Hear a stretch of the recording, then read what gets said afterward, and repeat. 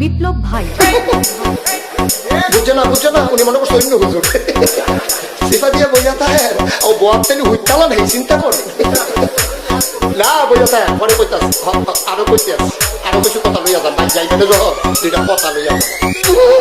মুরব্বী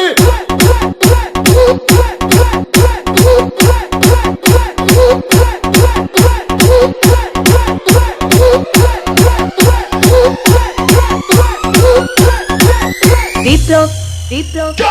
প্লিজ আমাকে ক্ষমা করে দাও প্লিজ কে রাম পড়ে ওরে বাবু কালকে ধরে নিয়ে আসেন ওরে দিচ্ছে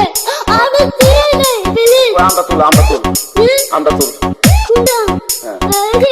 এই জাম আরে এই জাম ওরে ধীরে দিছে আমি চিনি নাই প্লিজ দূরে দাঁড়া ওরে দাঁড়া